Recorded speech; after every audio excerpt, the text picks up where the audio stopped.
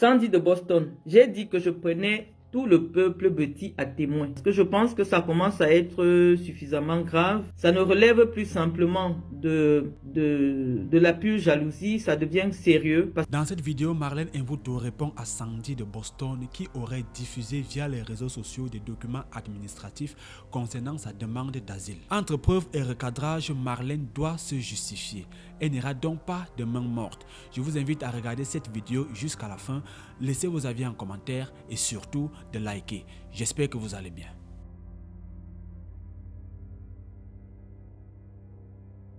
Je viens faire suite à la réaction, à la publication qui a été faite ce jour par Sandy de Boston, dans laquelle des documents administratifs me concernant, elle diffuse des documents administratifs me concernant sur la demande d'asile. Je vais vous demander de partager ce direct parce que ce que j'ai à dire ici est très très important. Donc je découvre tout à l'heure quand j'ouvre le téléphone, je découvre que j'ai été tagué sur une publication de Sandy de Boston dans laquelle elle prétend que j'aurais manipulé la résistance dans le but d'obtenir de la France l'asile politique, et que moi j'avais prétendu que je n'ai pas, étant épouse de Français, je n'ai pas besoin de l'asile politique, et qu'en réalité mes sorties sur Chantal Biya consistaient simplement à construire un dossier de demande de titre de séjour. Sandy de Boston, j'ai dit que je prenais tout le peuple petit à témoin parce que je pense que ça commence à être suffisamment grave. Ça ne relève plus simplement de la pure jalousie, ça devient sérieux parce que les Camerounais, et je prends les petits, pourquoi j'appelle les petits? Parce que tu prétends avoir une mère qui est petite. Je prends les petits à témoin parce que tu as prétendu que tu as une mère qui est de chez moi et tu te retrouves en train de publier des documents que moi je ne peux pas recevoir. Parce que je viens de publier mon attestation de demande d'asile dans lequel c'est le seul document qu'on remet à un demandeur d'asile. C'est-à-dire que lorsque tu demandes l'asile, le document qui peut être en ta disposition, qui est délivré par la préfecture, c'est le document que moi je viens de publier. Le document qui est à ta disposition ne peut pas être un document que j'ai reçu ou un document qui me concerne. Parce que le document qui me concerne et dont l'original m'est rendu et une copie reste à la préfecture, c'est le document que moi je viens de publier sur ma page. Et tout le monde peut voir que ce document est celui que tu as diffusé, en dehors de la photo qui pourrait être la mienne, je ne sais pas pourquoi elle a été modifiée sur ton profil, mais c'est la même photo que j'utilise sur mon titre de séjour que je vais représenter. Je vais la présenter ici en direct, cette photo, et les Camerounais pourront voir ce qui s'est passé entre ma photo et vous. Parce que je vais publier. Donc, je voulais présenter aux Camerounais cette photo de moi. Voici ma photo que tu as utilisée. Elle est là.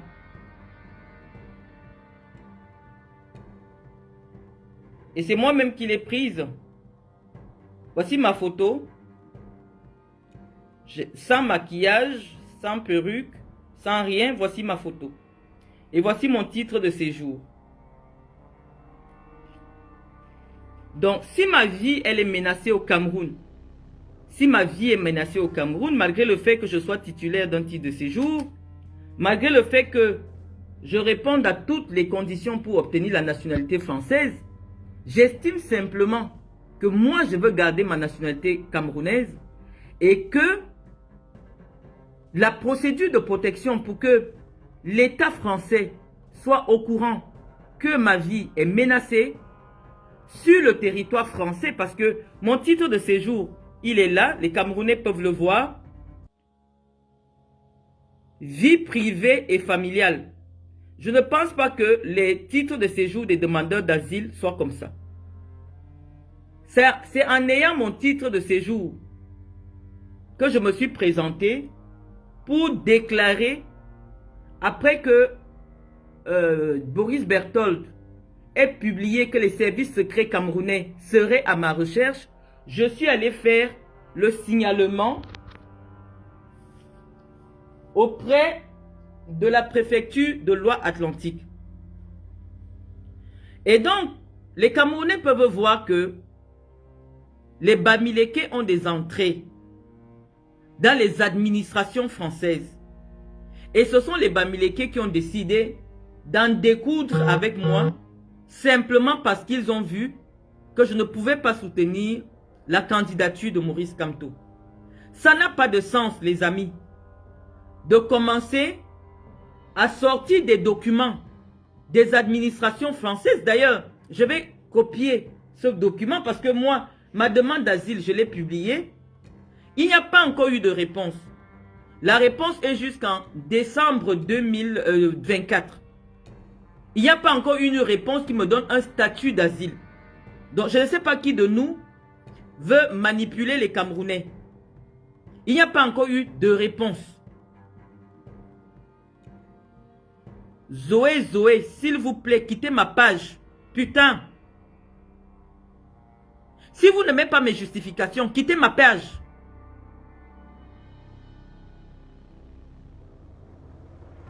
C'est pas croyable.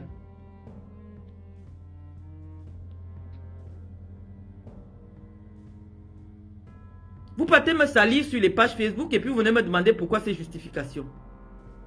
Donc, Sandy de Boston, avant de commencer mon propos, je dis que je suis en guerre. Les Bamileke ont décidé de me faire la guerre sur le territoire européen.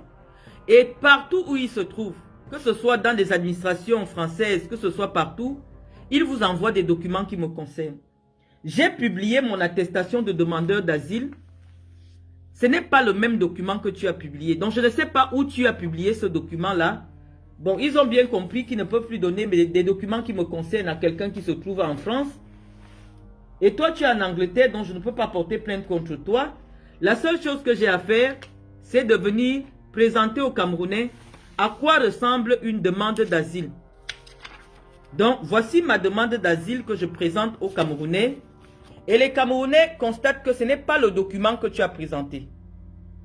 Je n'ai pas d'adresse. Le voici, il est original, il est signé. Voici le document original. Je crois que je peux le retourner pour que les gens lisent bien qui l'a signé. Et le document que toi tu publies, je ne sais pas quelle est ta source. Je ne sais pas qui te l'a fourni. Je ne sais pas sur quelle base. Je n'ai jamais, je dis jamais, utilisé votre résistance. Je n'ai jamais été membre de la BAS. Je suis épouse de Français. Mon titre de séjour est bien devant vous, les Camerounais, le voici. Vie privée et familiale. Tu es avec qui? Ah d'accord. J'étais en train de parler. Vous allez jouer dehors? Non, on va jouer chez moi pour jouer au Playmobil. Elle n'a pas envie d'y jouer. Ah d'accord, allez-y alors. À tout à l'heure. Reste, dis pas, ça c'est pour faire la maison de Playmobil. Ah d'accord. Donc, Sandy de Boston, voici mon titre de séjour. Vie privée et familiale. Voici la photo. C'est moi qui avais fait cette photo. Voici ma photo. Sans maquillage, sans filtre, sans rien. On voit bien la tresse de ma perruque. J'avais enlevé ma perruque. Donc, je ne sais pas pourquoi tu vas faire une publication dans le sens de prétendre que j'ai utilisé votre résistance à vous pour me faire délivrer un titre de séjour en France. Or, mon titre de séjour a été délivré le 20 avril. Les Camerounais voient. Le 20 avril 2024. Donc, soyez nombreux pour que je réponde à Sandy de Boston. Donc, si quelqu'un fait une demande d'asile,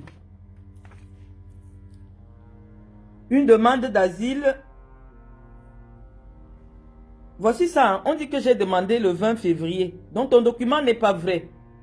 Voici ça. Voici ma demande. Je vais prendre ton document où on dit que c'est en mars que j'ai demandé l'asile. Non, c'est le 20 février. Après la publication du message de Boris Berthold. Voilà ça. Voici mon document en original. Vous fabriquez les faux documents pour les présenter. Voici mon document. Ma demande d'asile a été effectuée le 20 février 2024 et valable jusqu'au 19 décembre 2024. La voici signée, authentique sur un papier sécurisé. Je vais expliquer aux Camerounais c'est quoi le papier sécurisé. C'est le papier que quand vous soulevez comme ça se voit ministère de l'Intérieur. Lorsque vous le soulevez comme ça. Donc, ce document que tu as qui prétend que j'ai fait une demande d'asile en mars 2024, c'est un faux document, Sandy de Boston. Et mon document, la loi française dit ceci. Même si vous êtes en France pour des raisons privées, familiales, c'est-à-dire époux de Français, et que votre vie est menacée, que ce soit sur le territoire français, que ce soit dans votre pays d'origine, vous partez faire un signalement. Et moi, dans mon cas, je n'obtiens pas l'asile, mais j'obtiens ce qu'on appelle protection subsidiaire. Ça signifie que tous les 2 jours, la gendarmerie fait une visite. La gendarmerie surveille mon lieu de résidence parce que j'ai signalé que je suis en danger.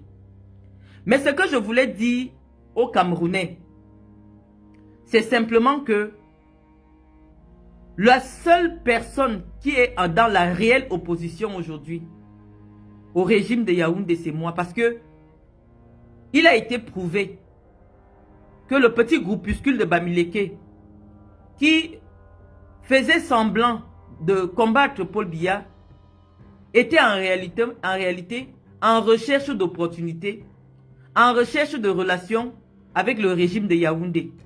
Ce n'est pas moi qui le dis, Sandy de Boston. C'est Madame Ketia Cortez qui a apporté la preuve qu'en réalité, tous ceux qui étaient en train de combattre Paul Biya étaient des gens qui cherchaient des opportunités. Et donc aujourd'hui, ils vous ont envoyé venir me traquer en France. Sinon, ça n'a pas de raison. Je n'ai jamais été membre de la base.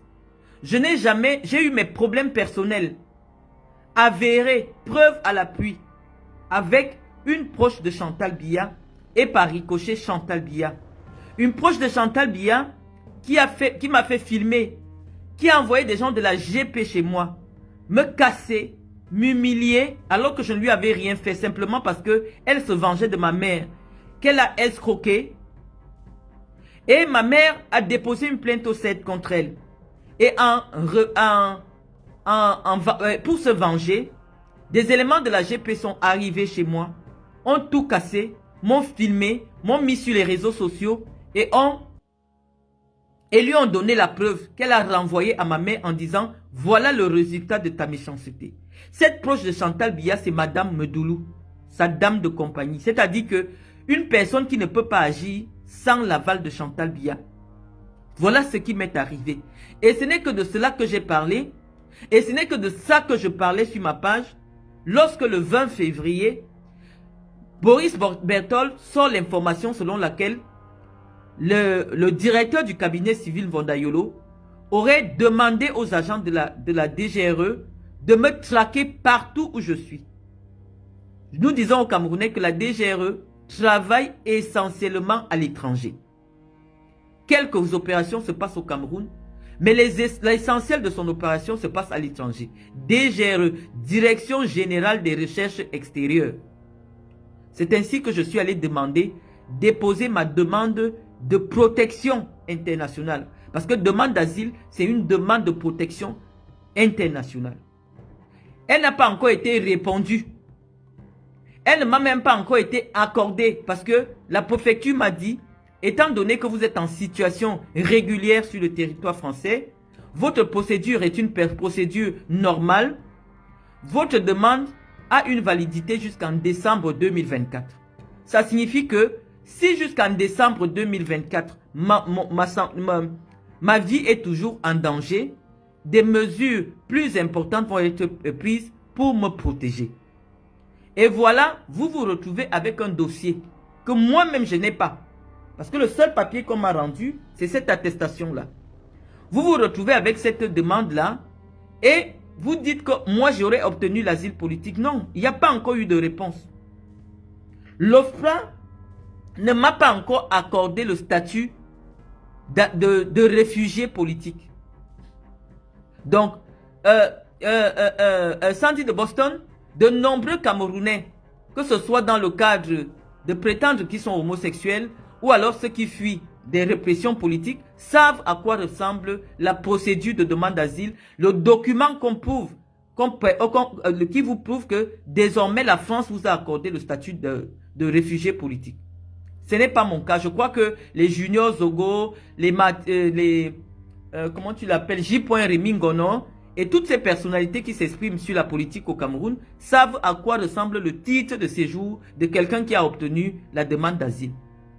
Mais comme je suis en train de dire, la vérité aujourd'hui, c'est que Yaoundé vous a déjà infiltré pour que vous me présentiez comme étant la principale, pour décrédibiliser mon discours sur l'espace public, parce que en réalité, le seul discours qui est le discours crédible, parce que Chantal Biya sait que Ketia Koutez ne peut pas m'appeler.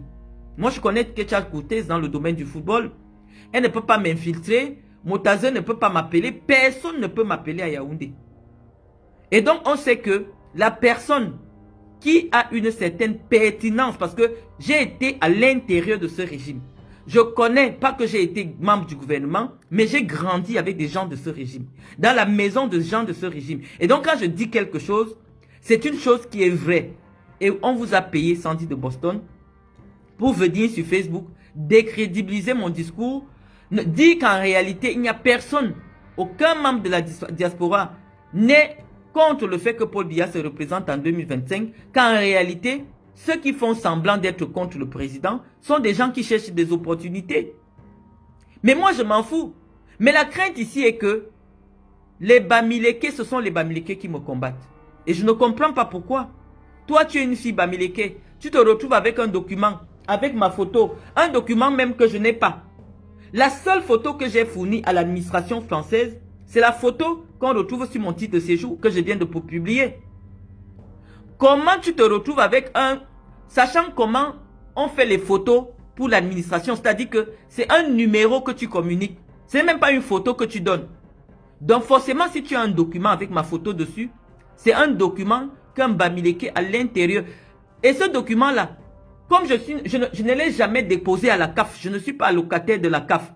Je ne l'ai jamais déposé à aucune administration française, en dehors de la préfecture de Loire-Atlantique.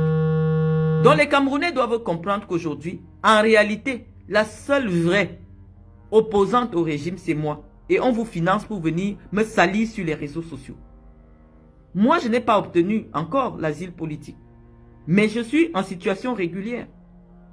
Et, vu mon statut, si je ne voulais pas garder ma nationalité camerounaise, si je cherchais les papiers, la loi dit que si tu as vécu hors de France, étant marié à un Français, au bout de 5 ans de mariage, tu demandes la nationalité française. On appelle ça déclaration. Tu ne demandes même pas. Tu informes l'État que tu es déjà française. On appelle ça déclaration de nationalité. Et si tu as vécu en France, durant les 4 années de ton mariage, au bout de la 4e année, tu écris à l'administration française que je suis déjà française selon la loi. Moi, j'ai 6 ans de mariage. Donc, si j'étais dans une... J'ai rempli déjà toutes les conditions pour être française. Ça veut dire que c'est la seule procédure. La procédure de la nationalité, la naturalisation par le mariage, qui n'exige aucun papier. Tu n'as pas besoin de le travail, tu n'as pas besoin des impôts, tu n'as besoin de rien du tout. Parce que l'État dit que tu deviens d'office française. Moi, j'ai la preuve que je suis toujours mariée parce que tout le monde a bien vu. Le nom qui est écrit sur mon titre de séjour, je le présente aux Camerounais. Donc, l'administration française sait que je suis en mariage. Donc, si moi je voulais des papiers, je demande directement la nationalité française. Ça fait plus simple. Je demande simplement la nationalité française. Parce que j'ai tout ce qu'il faut pour être français. Je suis parent d'enfants français. Tous mes 4 enfants sont français. mon époux est français et d'après les lois françaises, je suis déjà française. Je suis déjà française depuis 5 ans, depuis 1 an. Donc, il suffit que moi j'écrive seulement, je remplis le CERFA de la déclaration de nationalité pour leur dire, je suis devenue française. Et je n'ai pas fait mes papiers, on m'envoie mon décret. Donc, ça n'a pas de sens ce que tu fais sur la place publique. Je vais essayer de comprendre, j'ai manipulé laquelle de votre résistance, j'ai manipulé les Camerounais. Non, j'avais mon problème personnel, et je l'ai toujours dit, avec la famille de Paul Biya, avec les membres de la famille de Paul Biya. Sandra S, qui est la belle-fille de Paul Biya, avec Chantal Biya, avec Medoulou, qui est sa dame de compagnie. Et lorsqu'il y a eu des éléments de presse, il y a eu Jeune Afrique qui a signalé que je suis devenu ennemi d'État. Il y a Boris Berthold que je n'ai jamais contacté, ou Jeune Afrique ou personne. Il y a eu des presses au Cameroun qui ont été produites. J'ai tout simplement signalé que je suis en danger. Mais ma procédure de demande d'asile n'a pas prospéré ou n'a pas encore été approuvée, puisque la France estime que moi je suis en situation régulière et donc je ne suis pas en situation d'urgence. Si j'étais en situation d'urgence, sur mon attestation de demandeur d'asile, il devait être écrit procédure d'urgence. Ici, on voit bien procédure normale. Donc, Sandy de Boston, je ne sais pas ce que tu essaies de prouver. En quoi, qu'est-ce que tu gagnes? Toi, tu es de la base, moi, je suis du RDPC. Qu'est-ce que tu gagnes? Je n'ai jamais dit que je n'étais pas membre du RDPC. Parce que le RDPC, ce n'est pas la propriété de Paul Biya. Je n'ai jamais dit que je ne suis pas membre du RDPC. Je suis toujours membre du RDPC. Mais je pense que le président Biya doit permettre à un autre calibre politique que notre parti qui est dans nos rangs pour se représenter à l'élection de 2025. Ça n'a rien à voir avec l'opposition. Ça n'a rien à voir avec le fait que je prétende être d'une opposition. Non. Tout le monde sait que j'ai été porte-parole d'un mouvement franquiste, que je suis moi-même franquiste. Je suis celle qui développe l'idée selon laquelle Franck Biya doit arriver au pouvoir. Donc, je ne peux pas dire que moi, je dis que Franck Biya doit être président du Cameroun. Je ne peux pas dire que je suis membre du RDPC et je prétends venir haranguer les membres du MRC pour que les membres du MRC me soutiennent. Vous n'avez pas de consistance intellectuelle. Je ne suis pas la seule dans le RDPC qui pense aujourd'hui que réellement en 2025, Paul Biya ne peut pas être notre champion. Et le dit n'est pas chercher l'asile politique, non. Lorsque je me sens en danger, étant sur un territoire, je dépose seulement, c'est comme une main courante. Je vais dire aux autorités, écoutez, je suis en danger. Et les autorités me disent, mais vous avez un titre de séjour. Hein, puisque mon titre de séjour est dans les machines de la préfecture. Donc pour vous, on va vous donner une protection subsidiaire. La gendarmerie, vous allez souvent avoir des visites de la gendarmerie pour savoir si tout va bien à votre niveau. C'est tout. Donc, quel est le but? Tu voulais montrer ma photo sans la perruque? Là, voici, je la remontre. Sans perruque, sans make-up, voici ma photo. Avec mes 42 ans. Ça, c'est ma photo, sans boucle d'oreille, sans rien. C'est moi. Donc, le but de ton document, c'est simplement de prouver que tu as un faux document ou de dire que je vis. Voici mon adresse. Je cache rien, moi. J'ai rien à cacher. Je ne suis pas domicilié dans un foyer. Non, voici mon adresse. Donc moi, j'ai rien à cacher. J'ai rien à cacher aux Camerounais. Et j'avais dit aux Camerounais que mon problème avec Chantal Biya, c'est un problème de famille. Je peux dire ce que je veux sur Chantal Biya. Elle est la femme de mon oncle. Mon père est le cousin de Paul Biya. Donc, la femme de mon oncle, si elle fait des bêtises, elle publie mon oncle en pyjama sur Internet. Je lui dis ce que je veux. Ça va se régler chez nous. Ton problème est où? Est-ce que tu penses que les gens de la préfecture n'ont pas suffisamment d'informations sur une personnalité publique comme moi, dont il y a au moins 80 000 référencements sur Google? Est-ce que tu penses que j'ai besoin de manipuler quoi que ce soit? Lorsque je me présente, la préfecture me connaît, puisque tout ce qui se passe à l'ambassade de France se retrouve à la préfecture. Ils me connaissent. Ils connaissent. Moi, je ne suis même plus du genre où je peux m'inventer une histoire. Hein? Des articles de presse sur mon expulsion, sur l'expulsion sauvage dont j'ai été victime au Cameroun, sont disponibles. Donc moi, je n'ai pas besoin de m'inventer une histoire, de faire semblant d'être contre Paul Biya. des articles sur mon arrestation au lieu à la FECAFOOT. Quand je veux être candidate à la présidence de la FECAFOOT, on vient m'arrêter à la FECAFOOT. On me jette en prison. On me met une interdiction de sortie du territoire. Je ne sais pas laquelle parmi vous a déjà subi l'oppression du régime Biya. Comme moi, je l'ai subi. Vous restez à l'étranger, vous vous découvrez activiste politique ou alors acteur de la vie publique camerounaise. Moi, j'ai été une actrice de la vie publique au Cameroun. Je suis arrêté devant la FECAFOOT et j'étais en prison quand même. Le jour où je suis la seule candidate à l'élection de la présidence de la FECAFOOT. Ce n'est pas anodin. Ce n'est pas anodin. On ne m'a pas arrêté. On est venu m'arrêter à la FECAFOOT. Donc oui, à un moment donné, il fallait que je comprenne qu'il y a quelqu'un dans le régime qui veut même en finir avec ma vie. Et j'ai compris que c'est Chantal Biya. L'autre jour, j'ai raconté aux Camerounais comment je suis arrêté. Comment je suis arrêté par un monsieur qui se faisait appeler Hassan Benoît. Il prétendait être le fils du grand frère de Paul Biya. Ce que j'ai oublié de dire aux Camerounais, et qui est la vérité, c'est que ce garçon, Hassan Benoît, était le bras droit de Patrick S, le mari de Sandra S. C'est lui qui conduisait même sa voiture. Ils étaient tout le temps ensemble. Et ce garçon qui m'a fait arrêter, il est parti voir Bifounan Dongo, le procureur, pour lui expliquer que c'est la présidence qui a mandaté que je sois arrêté. Ce garçon, Hassan Benoît, marchait avec le colonel Angouango Jean-Claude, qui était de la direction de la sécurité présidentielle, garde du corps de Paul Biya, et par la suite, garde du corps de Chantal Biya. Oui, donc cette personne-là marchait avec des gens qui tournaient dans la famille de Chantal Biya, qui tournaient autour de Chantal Biya, les gens qui m'ont inquiété en 2013.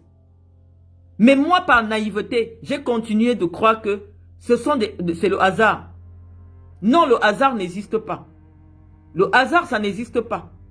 Lorsque je vois quelqu'un qui marche avec le mari de Sandra S, qui était soi-disant ma petite sœur, parce qu'en ce moment-là, elle avait besoin de marcher avec le titre de mon père, qu'elle est la fille de mon père, le professeur Mendozé. C'est le garçon qui conduisait la voiture de son mari, qui était tout le temps avec son mari, Hassan Benoît, bras droit de Patrick Hers, qui me fait arrêter au nom de la présidence de la République. Oui, à un moment donné, il faut que je comprenne que ma vie est en danger. Ça va au-delà d'un titre de séjour. Non, je n'ai pas eu un titre de séjour de réfugié politique. Voici mon titre de séjour. Mon titre de séjour n'a rien à voir avec une activité politique. Mon titre de séjour est là. Je ne suis pas domicilié à un foyer de demandeurs d'asile. Tu sors un document comme quoi je... Voici le vrai document qu'on donne. Cette attestation-ci. Voici ça en original. Tous les Camerounais peuvent lire. Voilà ça. Renouvellement. Voilà ça. C'est le papier original. À quel moment, moi je réside dans un foyer, où ton but c'était de montrer que je réside dans un foyer? Je dis je suis d'accord. Mais moi, l'administration française dit que mon adresse, c'est à mon domicile. Donc j'ai apporté la preuve de la propriété. Vous me voulez quoi? J'ai dit je ne soutiens pas Maurice Kamto. Je n'entre pas dans la lutte contre Paul Biya pour faire arriver Maurice Kamto au pouvoir. Ça ne me correspond pas. Je soutiens Franck Biya. Voilà, c'est le papier original. On voit les têtes de la Marianne à l'intérieur. Voilà la Marianne. Voici la Marianne à l'intérieur du papier sécurisé. Voilà, moi je ne suis pas domicilié dans un foyer de demandeurs d'asile. Voilà mon adresse sur mon document. Je ne soutiens pas Maurice Kamto parce que c'est mon droit. On peut être opposant à Paul Biya, mais sans soutenir un opposant politique à Paul Biya. Moi, je suis de ceux qui pensent que Franck Biya peut devenir président du Cameroun. Il en a les capacités. Il est actuellement l'un des plus proches collaborateurs de son père. Je suis de ceux qui pensent qu'il est temps que le ministre d'État Ngongo puisse réellement arriver aux affaires parce que c'est lui qui gère le pays depuis aujourd'hui pendant plus de 10 ans. Tout le monde peut connaître, voir ses capacités à diriger un pays. Donc je pense que s'il est candidat, je vais le soutenir. Je pense que John Goodé peut être candidat à la présidence de la République. On voit son efficacité au premier ministère, mais nous disons que notre avenir ne peut plus s'écrire avec Paul Biya. Et donc, si ce sont les poches de Paul Biya qui vous envoient venir me décrédibiliser sur les réseaux sociaux, c'est leur problème. Je demande la protection, mais cette protection ne m'a pas encore été accordée. Voilà le jour que j'ai demandé, Sandy. Je remonte encore pour prouver que ton document est faux. C'est le 20 avril. Le 20 février 2024. Voilà ça. Valable jusqu'au 19 décembre 2024. Première délivrance. Et la demande d'asile ne veut pas dire qu'on t'a déjà accordé l'asile. La demande veut dire que tu t'es déjà signalé. Et maintenant, on va étudier ton cas. Et lorsqu'on étudie ton cas, l'OFPRA, qui est l'Office français pour les réfugiés, la protection des réfugiés et des apatrides, va t'envoyer ce qu'on appelle une réponse qui t'accorde le statut de réfugié politique. Ce statut, je ne l'ai pas. Mais je dis que si je veux un statut de réfugié politique, c'est parce que je veux garder ma nationalité camerounaise. Parce que j'ai tout pour devenir française. J'ai tout pour devenir française. J'ai tout. La France ne peut jamais me refuser le titre de séjour. La France ne peut jamais, en aucun cas, me refuser le titre de séjour. Parce que je suis épouse de Français, je suis parent de Français, je suis chef d'entreprise en France. Marès Perrine, je venais répondre à Sandy. Le document que tu as publié, c'est un faux. Voici la date de ma demande d'asile. Donc ton document qui dit que c'est en mars que j'ai demandé l'asile, c'est un faux. Voici ça. Voici ma demande d'asile. 20 février 2024. Sur le papier. Voilà Marianne qu'on voit au fond. Le papier sécurisé. Voici ça. Avec mes enfants français dessus.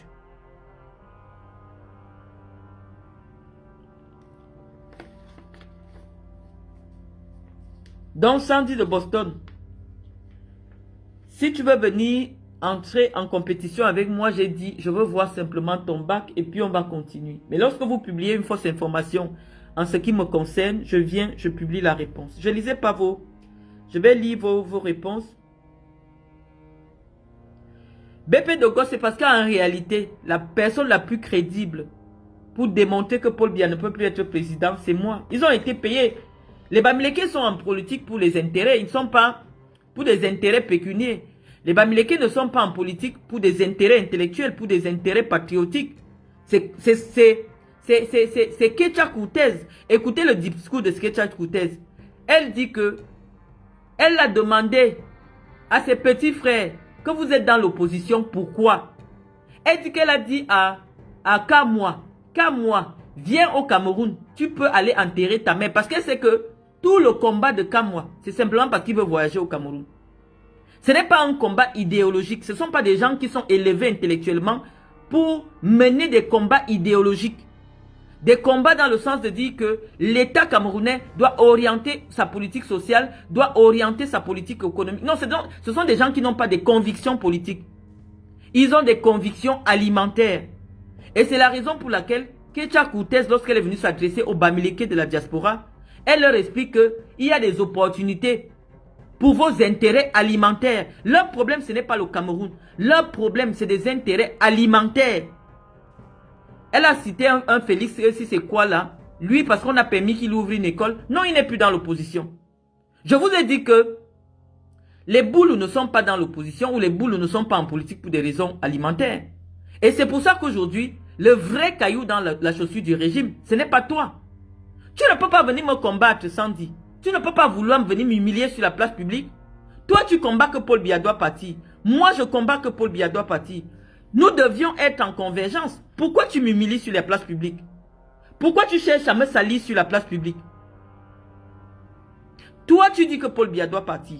Moi, je dis que Paul Biya doit partir. Donc, je ne suis pas ton adversaire. Les Camerounais doivent comprendre qu'en réalité, on vous a déjà payé. Et vous êtes partout dans l'administration. Je dis aux Camerounais que je ne passe plus 2 semaines. C'est une femme Bamileke qui est à la CAF. Nous avons déjà commencé à mener nos enquêtes. Une femme Bamileke qui est à la CAF, qui a décidé de commencer, c'est-à-dire que les droits de mes enfants, parce que moi je ne suis pas allocataire, je vous ai dit, je ne touche pas la CAF, mais les droits de mes enfants, en juin 2024, on reçoit une lettre de suspension. Je vous ai publié la lettre de suspension des droits. Et aujourd'hui, ils sortent un document de quelle administration? Voici le document que l'administration française m'a fourni. Sur papier authentique. Pourquoi tu cherches à m'humilier sur les réseaux sociaux, Sandy? Oh, toi et moi, notre combat est le même.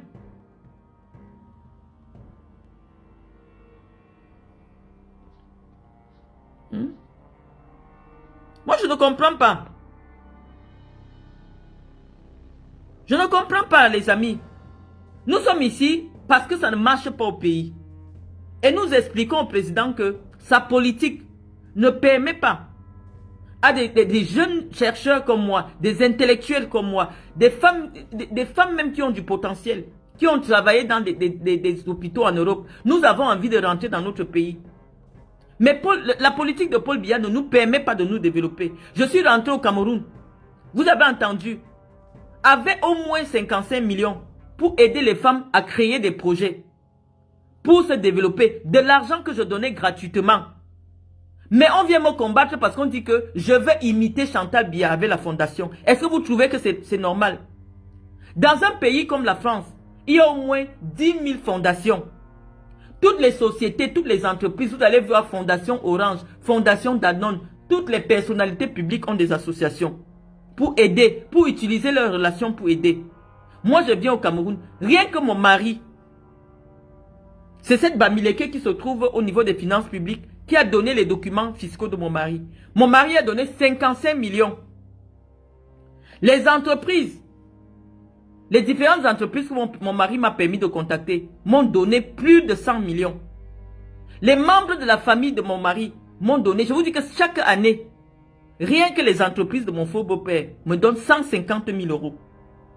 Et j'ai tout cet argent, mais je ne peux plus rentrer au Cameroun continuer mon travail. Parce qu'on dit que je fais de l'ombre à Chantal Biya dans le département du Djaïlobou. Je vais dans les hôpitaux. Elle ne vient pas dans les hôpitaux, dans les Djaïlobou. Le fait qu'on me voie là, ça veut dire que je vais déjà l'imiter. Donc il faut me fragiliser.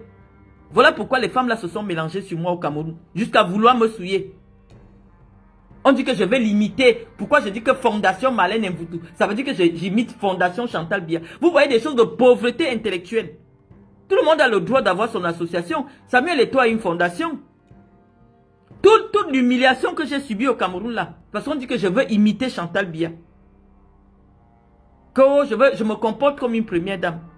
Je viens être humilié au Cameroun parce que, comme je venais souvent de Guinée avec des gardes du corps, avec le cortège, on dit que il n'y a pas deux premières dames dans un pays. Pourquoi je me comporte comme une première dame? Simplement parce que j'avais la sécurité. Je vous ai expliqué que c'est le niveau très basique de celle que nous avons comme première dame qui fait que de grandes femmes n'arrivent pas à se développer et même à l'approcher. Les femmes qu'elle permet autour d'elle, à qui elle donne des opportunités, c'est la Aline Zomobem. Des femmes qui dansent nues. J'ai encore suivi la vidéo de Veuve Joyeuse l'autre jour. Une vidéo publique dans laquelle elle prétend avoir fait une fellation à Franck Biya. Si je vous publie cette vidéo, est-ce que c'est digne d'une femme qui a reçu une invitation, un ordre de mission de la présidence de la République?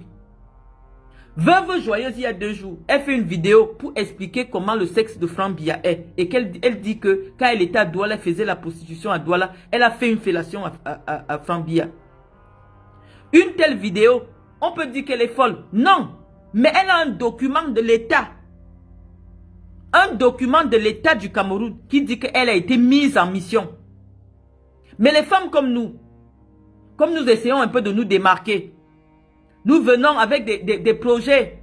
Là, je viens de recevoir les matelas des hôpitaux. Je ne peux pas les envoyer parce que je ne suis pas sur place au Cameroun. Je reçois de l'argent pour aller aider des femmes à être des Bayam Salam. Je ne peux pas rentrer au Cameroun parce que Chantal Biya ne veut pas voir ma tête. Elle dit que je veux l'imiter.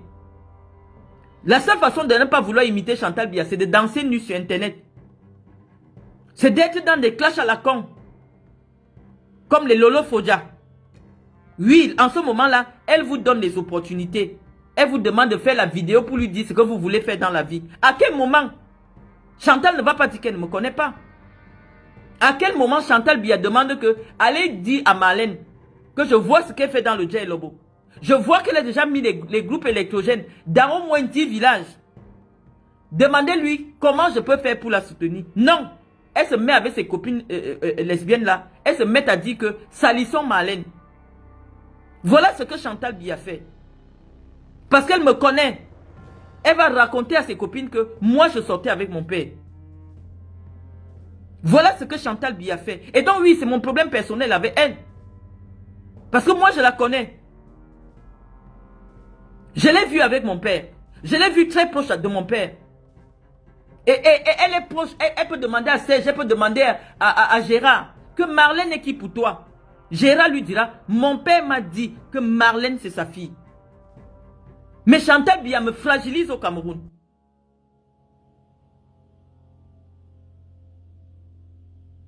Chantal Biya me fragilise au Cameroun. Chantal Biya n'a jamais dit, essayez un peu d'approcher Marlène. Vraiment, ce qu'elle a fait à l'hôpital de Samolima dernièrement, c'est bien. Allez donner des médicaments, allez donner des lits, allez donner ceci, c'est bien ce qu'elle fait.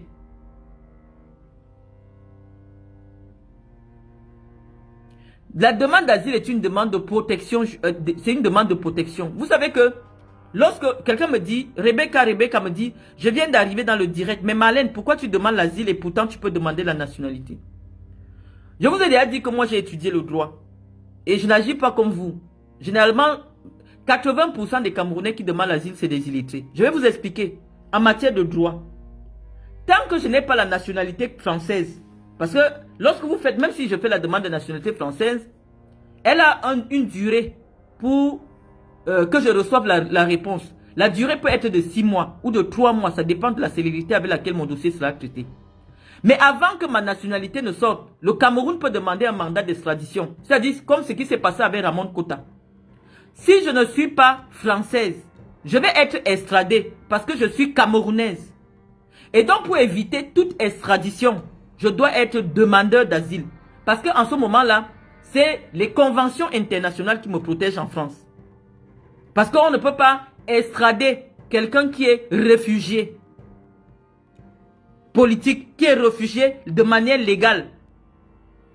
Vous ne connaissez pas la loi, laissez-moi vous expliquer le droit à travers mes directs. C'est-à-dire que tant que j'ai ce passeport-ci, Paul Biya peut rester à Yaoundé et dit que Marlène parle déjà trop en France, collons lui une histoire. Elle a le titre de séjour 7, mais si elle n'a pas la protection internationale, nous pouvons la faire extrader. Il sollicite auprès de la France mon extradition. Je vais être extradé parce que je suis une étrangère. Mais si j'ai déjà ce document-ci, j'ai l'asile politique, le Cameroun ne peut pas obtenir mon extradition. Donc vous n'êtes pas intelligent. Si celui qu'on a arrêté là, Ramon Kota du Gabon, était demandeur d'asile au Gabon, jamais il ne devait être extradé s'il était réfugié politique, de manière légale. Donc oui, en attendant que, maintenant vous allez me pousser à demander la nationalité, ça je pense que c'est nécessaire que je le fasse. Quand j'obtiendrai ma nationalité française, je vais vous montrer et je vais vous expliquer qu'en réalité, maintenant que je suis française, même si j'ai tué quelqu'un au Cameroun, je ne peux plus être extradé au Cameroun. Mais pourquoi demandes-tu l'asile si tu as tout pour devenir française? Simplement parce que je ne voulais pas devenir française. Pourquoi tu dis je ne dis pas tout? Parce que je ne voulais pas être française. Ça ne m'intéressait pas d'être française. J'ai des ambitions dans mon pays. Mon profil, rien ne peut dire que dans 20 ans, je ne peux pas être chef d'État au Cameroun.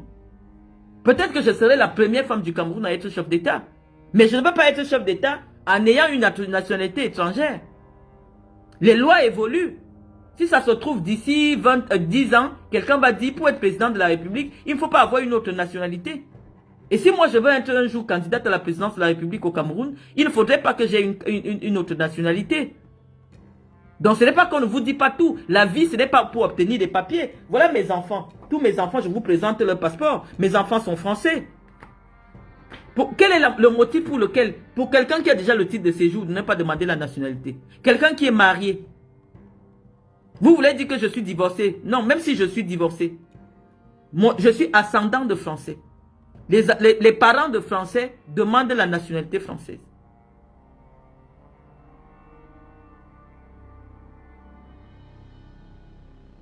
Tu demandes alors l'asile, pourquoi? Mais vous êtes des idiots. L'asile, c'est pour des ressortissants étrangers dont la vie est en danger en étranger.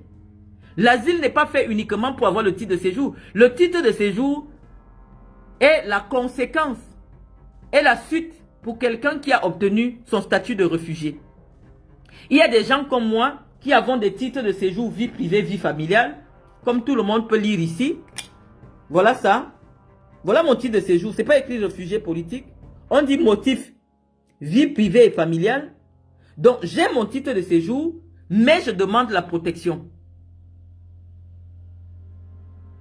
Donc mon asile, ma demande d'asile n'a pas encore été envoyée à l'OFPRA, l'Office français de protection des réfugiés et des apatrides. Non, mon dossier n'a pas encore été constitué. Donc je n'ai pas encore envoyé le dossier à l'OFPRA. Dès que je vais envoyer le dossier à l'OFPRA et que je serai reçu à l'OFPRA, l'OFPRA va m'envoyer une réponse pour me dire si oui ou non je corresponds au statut des gens qui ont qui peuvent obtenir l'asile. Non, Pierre-Pascal Ouna, tu mens. Ma demande de nationalité à moi ne me demande pas de travailler. Va vérifier la déclaration de nationalité pour conjoint de français. On ne te demande pas de travailler. Et même là, même si on me demandait le travail, ça fait 4 ans que j'ai une entreprise en France. En France, je suis reconnu comme chef d'entreprise. Je paye des impôts en France. Je paye des impôts en France, donc tu ne vas pas me dire, ça fait 4 ans que je suis chef d'entreprise. J'ai une entreprise qui affiche quand même un chiffre d'affaires de plus de 600 000 euros. Donc tu ne vas pas me dire que si ce n'est que des conditions financières, oui, j'ai une entreprise. Si tu me demandes des conditions d'intégration, oui, j'ai une association. J'ai une association et j'ai une entreprise en France. Donc si ce n'était que cela, oui, je réponds à toutes les conditions.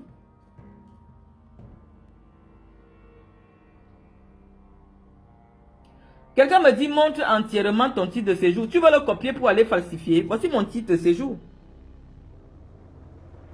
Voici mon titre de séjour. Tu veux que je le montre entièrement comment? Voilà mon titre de séjour. Tu veux mon titre de séjour, pourquoi faire? Moi, je ne cache pas mes papiers. Hein. Mon titre de séjour, c'est le titre de séjour vie privée et familiale et non réfugié politique. Mais j'ai le droit de demander à la France de me protéger contre des agents de la DGRE ou des activistes politiques pro Biya qui avaient commencé à multiplier des directs pour me menacer sur le territoire français. Je n'ai aucun casier judiciaire en France, ni au Cameroun, ni en France. Je n'ai aucun casier judiciaire. Je n'ai jamais été condamné, que ce soit au Cameroun, que ce soit en France. Donc, le casier judiciaire, mon casier judiciaire français, il est vierge. Ça, je te rassure, je n'ai jamais eu une compte. Vous connaissez tout mon nom. Donc, vous connaissez ma pièce d'identité. Vous pouvez demander mon... si vous connaissez déjà des gens dans l'administration, vous pouvez avoir mon casier judiciaire français. Donc, vous pouvez obtenir mon casier judiciaire sur le territoire français. J'ai déjà vécu en France pendant plus de 10 ans. Vous pouvez avoir mon casier judiciaire. Et on vous dira que mon casier judiciaire, que ce soit au Cameroun, que ce soit en France, il est vierge.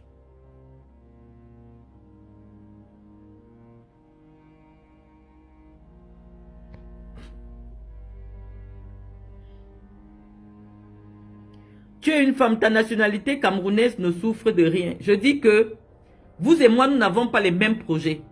Ce n'est pas parce qu'on dit que la femme camerounaise peut garder sa nationalité camerounaise parce qu'elle a obtenu une autre nationalité par le mariage, qu'une condition électorale ne pourra pas subvenir pour dire que quelqu'un qui veut être président ne doit pas avoir une autre nationalité. Moi, j'ai déjà été candidate à la présidence de la FECAFOOT. Ça veut dire qu'un jour, peut-être, dans 20 ans, je voudrais être président de la République du Cameroun. Nous n'avons pas les mêmes ambitions. Mon problème n'est pas la capacité de venir en France, de rester en France, de travailler en France. Non. Moi, je suis en France de manière temporaire.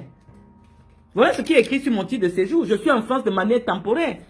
Ma vie, elle est au Cameroun. J'ai une entreprise au Cameroun. J'ai une fondation au Cameroun. Je n'ai pas envie de rester en France. Je n'ai pas envie de rester en France. Actuellement, la personne qui m'empêche de vivre au Cameroun, c'est Chantal Biya. Et donc, parce qu'elle m'empêche de vivre au Cameroun, je suis obligé d'être en exil politique. Je suis obligé, malheureusement. Je ne suis pas parti de la France, du Cameroun tranquillement. Je suis parti du Cameroun avec toutes mes affaires cassées, avec des images de moi d'humiliation. Oui, j'ai le droit de me sentir en danger au Cameroun. Lorsque je découvre que ce sont des agents de la garde présidentielle qui sont venus casser chez moi. Oui, je dois demander l'asile. La garde présidentielle n'a rien à voir dans les maisons des gens. La garde présidentielle, c'est pour garder le président et non pour venir casser les maisons des ennemis de la femme du président. Je n'ai rien fait à Chantal Biya. Chantal Biya estime simplement que je m'exprime sur les médias. Quand elle vient dans la région du Sud, elle voit les bandeaux partout, Ebolo va partout avec ma photo. Elle estime que je lui fais de l'ombre. C'est humain. Mais moi, je pensais qu'elle est tellement à un niveau élevé. Nous étions en bas. J'ai toujours valorisé Chantal Biya. J'ai toujours valorisé son mari. Mais qu'elle nous laisse le temps d'avoir aussi notre petite place. Ce n'est pas parce qu'elle s'est mariée dans la région du Sud qu'une autre fille de la région du Sud ne peut pas être mise en avant. Pourquoi elle vient me faire casser? C'est parce qu'elle constate que j'arrive à Mvomoka. Les gens me mettent à la tribune assise à côté du ministre d'État à Kam. Elle envoie des gens m'humilier. Donc c'est pour cela. Chantal Biya ne veut pas qu'aucune femme du Dja Lobo sorte. Elle n'a jamais fait nommer une fille du Dja Lobo ministre. Elle ne l'a jamais fait. Oh, des cerveaux. Des cerveaux, il y en a dans le Dja Lobo. Mais elle, comme elle n'est pas allée à l'école, elle est complexée par nous. Comme elle ne sait pas s'exprimer, elle est complexée par nous. Elle est venue en mariage chez nous. Elle ne veut pas qu'une fille du Dja Lobo soit mise en avant. Nous, on doit être seulement catégorisés qu'on est des prostituées, machin. Et même si tu veux bien vivre, il faut que toi, tu te caches. Parce que dès que Chantal te repère, comme elle m'a repéré, elle est derrière ton dos. J'ai le potentiel pour pouvoir être ministre un jour au Cameroun. Je fais un certain nombre de choses. De la même manière que Ketia Koutez est au gouvernement. Je peux être au gouvernement. Mais Chantal Biya ne va jamais permettre. Parce qu'elle sait qu'on va voir la différence de niveau. Est-ce qu'il faut être sorcier pour entrer au gouvernement? Je rassemble les jeunes chez moi. Je fais l'unanimité dans mon département. Je travaille pour son mari dans les médias. Pourquoi elle ne me permet pas d'accéder au gouvernement? Pourquoi? Les Mami Nyanga font quoi de plus que nous ne faisons pas? Qu'est-ce que les Mami Nyanga font que nous ne faisons pas? Mami Nyanga était en prison pour avoir imité la signature de Ngongo.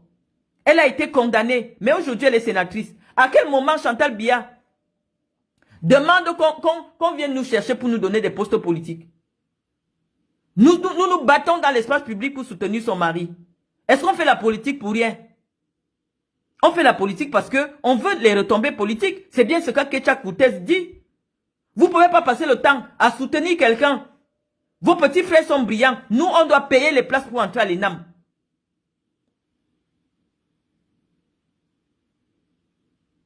Hein? Regarde le type de profil qu'on contacte. L'influenceuse plénipotentiaire, les veuves joyeuses.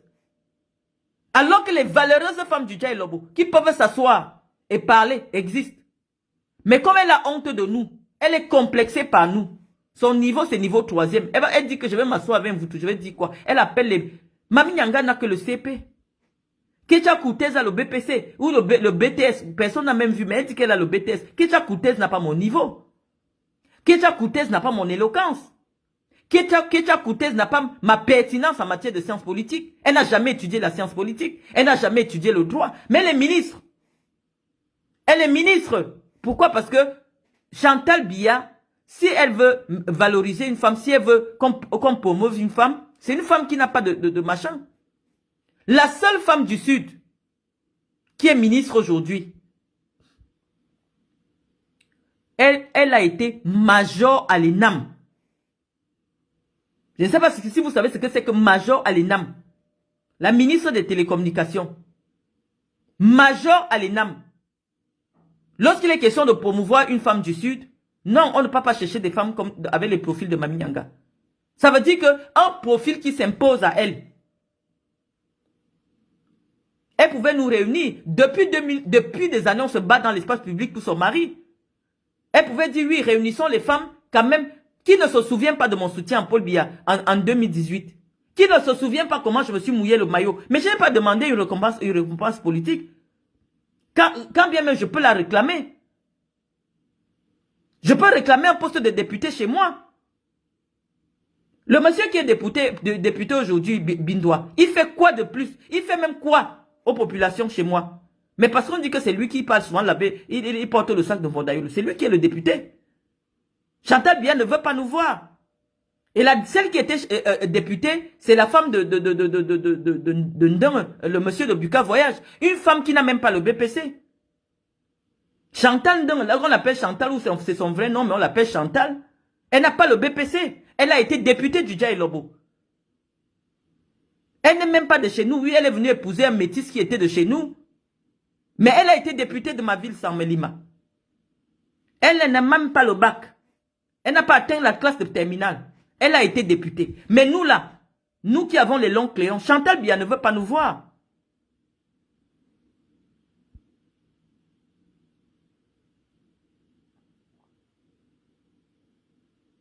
Donc je veux vous faire comprendre les amis, qu'en réalité,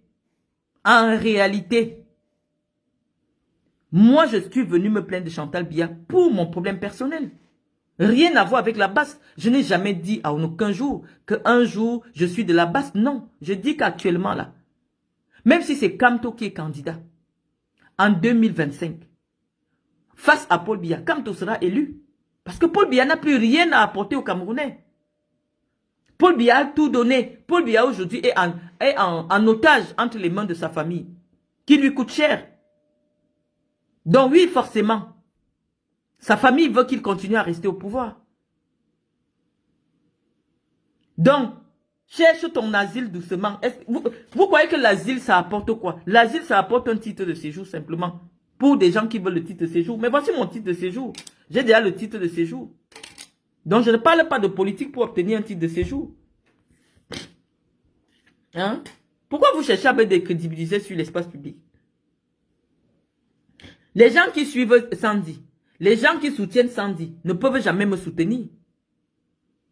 Donc, je ne sais pas pourquoi vous estimez qu'en réalité, la personne que vous voulez, vous devez combattre dans l'espace public, alors qu'elle dit que Paul Biya doit partir. Alors que vous aussi, vous dites que Paul Biya doit partir, c'est moi. Ça n'a pas de sens. Ça n'a pas de sens. Démontrer comment je n'ai pas les moyens, démontrer comment je n'ai pas les papiers, démontrer comment... Non, ça n'a pas de sens ce que vous faites, Sandy. Ça n'a pas de sens. Toi, maintenant, tu viens publier un document qui est faux. Voici mon vrai document. Ma demande, je l'ai formulée. Je la remonte encore pour que les Camerounais voient. 20 février 2024. Donc, dis-nous, quand est-ce qu'en mars 2024, moi, j'ai demandé un titre, l'asile? Quand je vous dis que vous fabriquez les faux documents, c'est un faux document. C'est-à-dire que tu as eu l'information, les Bamileke qui sont au laboratoire pour fabriquer des faux documents en ce qui me concerne, ont pris un document comme ça au hasard et ont fabriqué avec mon nom écrit dessus. Voici à quoi ressemble une attestation de demandeur d'asile. C'est ça. Sur papier sécurisé. Donc pour vous là, ça ne peut pas être le vrai. Ça ne peut pas être le vrai. C'est un faux.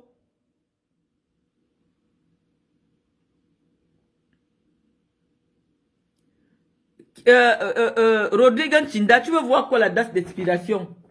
Voici la date d'expiration. Tu veux prendre mon titre de séjour pour fabriquer les faux avec. Voici la date d'expiration. 19 avril 2025. Tu veux faire quoi avec la date d'expiration? Donc j'ai les papiers jusqu'au 19 avril 2025. Et mon statut dit que, étant donné que je suis conjoint de Français, que j'avais déjà obtenu une carte de résidence en France, après celle-ci, je prends directement comme ma carte de résident. Ou du moins, je prends ma nationalité. La nationalité française, pour quelqu'un qui ne résidait pas en France, il faut 5 ans de mariage.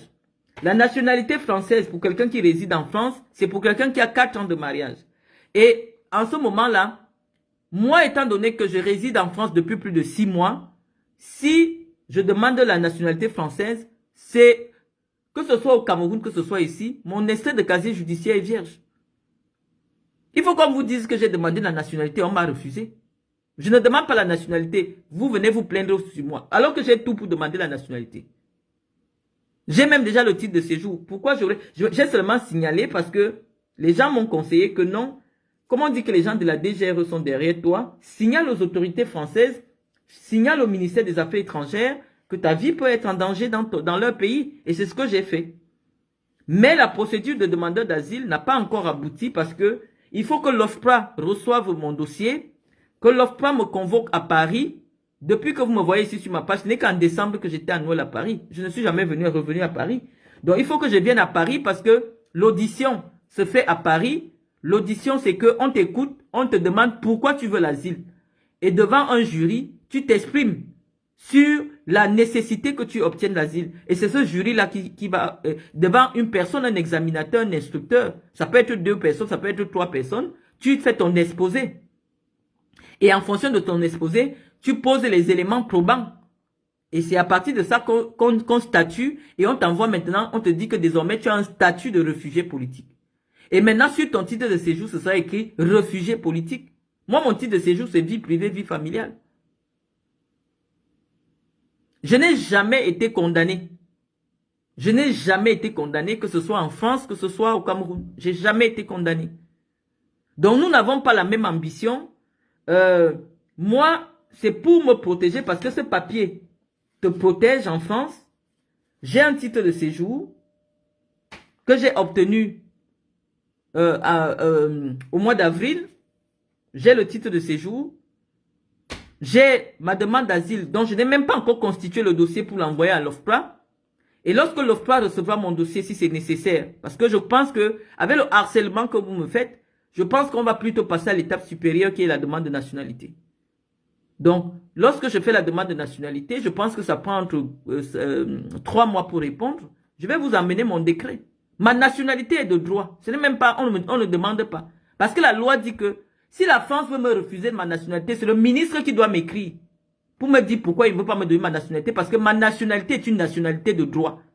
Vous ne connaissez pas la loi. Ma nationalité, la France n'a pas le droit de me refuser ma nationalité.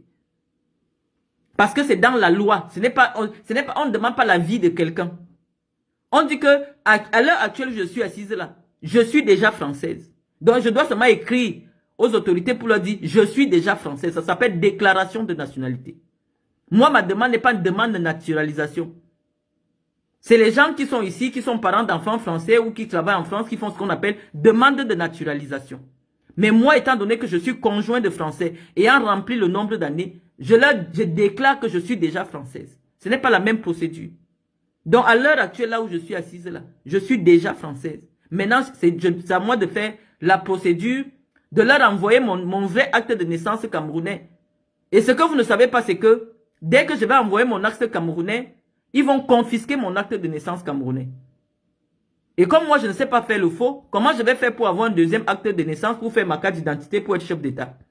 Puisque je n'aurai plus d'acte de naissance. Vous ne réfléchissez pas. Lorsque vous faites la demande de nationalité, vous leur envoyez votre acte camerounais original. Ils bloquent ça là-bas, ils ne vous rendent plus. Comment je ferai, puisque vous êtes là à crier que, oui, les femmes gardent leur nationalité. Maintenant, dès que ma carte d'identité camerounaise va périmer, avec quel acte de naissance j'irai faire mes papiers camerounais? Avec quel acte de naissance, puisque la France confisque les actes de naissance camerounais? Vous ne comprenez rien à rien. Si tu veux continuer à travailler au Cameroun, tu n'as plus l'acte de naissance camerounais. Comment tu fais pour avoir la carte d'identité au Cameroun? On a confisqué ton acte de naissance, puisque tu as obtenu la nationalité française. Essayez un peu de réfléchir. Nous, on a de l'ambition pour notre pays. Vous ne savez rien à rien. On dit oui, la femme garde sa nationalité. Je vous prends l'exemple de Guylaine Chapuis. Guylaine Chapuis ne peut pas se faire délivrer une carte d'identité camerounaise. Parce que si moi aujourd'hui, je dois obtenir la nationalité française, mon acte de naissance original sera confisqué par la France. Donc si je veux jongler maintenant avec le Cameroun, il faut que je fabrique un faux acte de naissance. Mais mon acte de naissance, dès que ça arrive dans les machines d'Ibangangele, il va détecter que c'est un faux. Me voilà bloqué. Je ne peux plus avoir la carte d'identité nationale camerounaise. Et donc je ne pourrai plus être candidate à quoi que ce soit, puisque je n'aurai pas la carte d'identité. Vous réfléchissez avec quoi?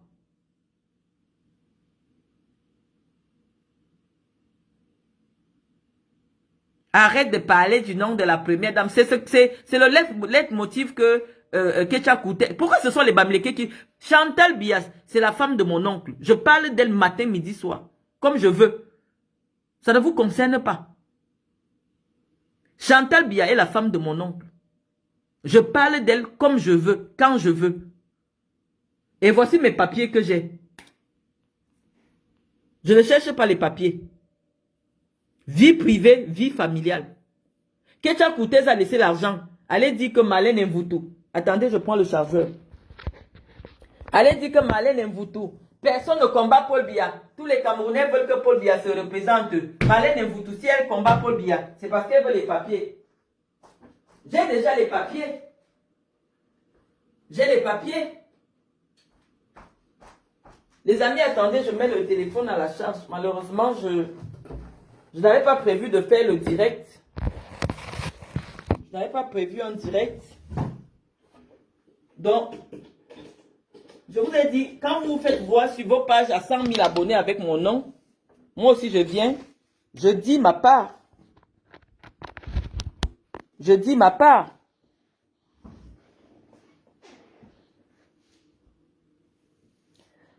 Quelqu'un me dit, au bout de 6 ans de mariage, qu'est-ce qui t'empêche de prendre une carte de résident?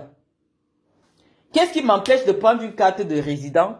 Lorsque tu pars au Cameroun, ayant tes papiers, au bout de 3 ans, tu perds tes papiers. J'étais venu au Cameroun, j'avais une interdiction de sortie, j'ai perdu ma carte de résident. Et donc, je reviens ici, je redemande une carte, on m'a expliqué que chaque fois que je quitte la France, si je vais faire longtemps au Cameroun, je dois signaler aux autorités de la préfecture. C'est ce que j'ai fait. Et lorsque je suis revenu, j'ai refait la demande. On m'a donné d'abord carte de séjour temporaire d'1 an. Et lorsque j'ai refait la deuxième demande, est-ce que ma carte de résident est de droit? J'ai dit, je ne veux pas les illettrés sur ma page. Désormais, ma page est réservée aux gens qui ont au moins le bac. C'est-à-dire que j'appartiens à une catégorie d'étrangers à qui la France, ne peut jamais refuser les papiers. Parce que on ne refuse jamais les papiers aux parents d'un enfant français. J'appartiens aussi à la catégorie que, dans la loi, on a écrit que ma nationalité est obligatoire. C'est-à-dire que ma nationalité française est obligatoire. Parce que c'est dans la loi. On ne demande pas la vie de quelqu'un. Je suis conjointe de Français. Ma nationalité française est obligatoire pour la France. On ne demande pas la vie.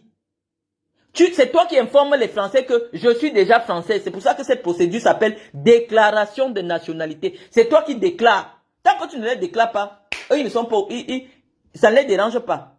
Mais le jour que tu déclares, ils savent que tu es déjà français, ils t'envoient tes papiers. Ils t'envoient tes papiers. Donc, ici devant vous, puisque vous voulez la preuve, je vais faire donc la déclaration de nationalité et je vais vous la présenter. Mais pour quel intérêt? Puisque, à passer 40 ans, moi, mon ambition est d'occuper des postes politiques au Cameroun. Ça me sert à quoi de prendre la nationalité si moi, je ne pourrais plus après avoir les papiers camerounais? Puisque quand on va me donner la nationalité, ils vont confisquer mon acte de naissance. Ils vont confisquer mon acte de naissance camerounais. Parce que ça va faire partie de mon dossier de naturalisation. Comment est-ce que je pourrais encore venir parler des affaires du Cameroun alors que je ne peux même plus avoir la carte d'identité?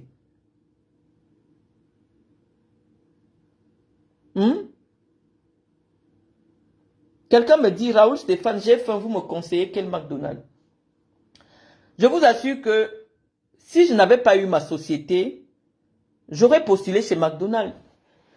J'aurais postulé chez McDonald's. Ce que vous ne comprenez pas, c'est que en France, le travail est encadré. Même si actuellement, je peux laver le sol, ils vont me dire que d'après mon niveau d'études, même si je lave le sol, mon salaire sera de tel montant, peut-être 50 €. Même si je lave le sol, c'est mon diplôme. Je travaille pour une société d'entretien. Mon niveau, ils vont me classer que ton niveau, c'est tel salaire. Donc, ce n'est pas le nom de la société qui fait mon salaire. Maintenant, ils vont me demander, Marlène, comme tu as un bébé, tu peux travailler combien de temps? Je leur dis, je peux travailler tous les samedis, je peux travailler le vendredi et le samedi. Malgré le fait que j'ai le doctorat, quand mon salaire va arriver à la fin du mois, mon salaire sera de 1 000 €. Parce que le nombre d'heures que j'ai travaillé, le nombre d'heures que je peux accorder là où je lave le sol, ne suffit pas pour que j'ai un salaire plein. Donc, est-ce que c'est moi qui vais venir vous instruire ici sur les réseaux sociaux? Je veux bien. Mais j'ai voulu que, parce que pour écouter ce que moi je dis, il faut avoir le bac. Parce que moi je suis formé pour enseigner dans des écoles de commerce où il faut avoir au moins le bac. Dans des universités. Est-ce que vous qui venez m'écouter, vous avez au moins le bac? Et pourquoi on exige qu'il faut avoir le bac pour écouter un docteur? Parce que le docteur ne peut pas descendre loin en bas. Le docteur ne peut pas s'exprimer pour des gens qui ont le BPC. C'est pour ça que je vous exige, quand vous venez ici, d'avoir au moins le bac. Lui, Gaëtan peut travailler chez McDonald's. Tout le mois, il ne travaille pas. Il passe seulement pointer 2 heures de temps. Il aura 200 € de salaire. Il aura 200 € de salaire, mais tu ne vas pas dire que sa valeur, comme son salaire, c'est de 200 €, ça veut dire que c'est un va-nu-pied. Non. Je vous ai dit, les documents qu'Anango a publiés disent que Gaëtan est responsable de zone. C'est simple, je vais faire cet exercice après ce direct. Je vais sur Google, je tape responsable de zone McDonald's. On va vous dire que c'est quelqu'un qui est responsable de plusieurs restaurants. Mais si en fonction de la formation qu'il fait, parce qu'il prépare un doctorat, il n'a pas le temps, il vient travailler que le mercredi, que le jeudi, son salaire va arriver comme le salaire de... Ce sera peut-être 1 000 €. Ce sera peut-être 2 000 €. Parce que le nombre d'heures qu'il travaille ne lui permet pas de prendre un salaire plein. En quoi c'est humiliant? Moi, je peux travailler chez McDonald's. Je peux travailler pour Leclerc. Mais mon salaire, en fonction de la mission que j'ai choisie, sera en fonction du nombre d'heures que je travaille. Pourquoi on va venir vous expliquer ce genre de choses? Moi, maintenant, je peux décider d'aller enseigner à une école de commerce. Si on me donne 7 heures par semaine, mon salaire va arriver, ce sera 1 400 €. Alors que je suis enseignant. J'aurai 1 400 € parce que je n'ai pas le nombre d'heures qui me font un salaire plein. Vous ne connaissez pas ces choses.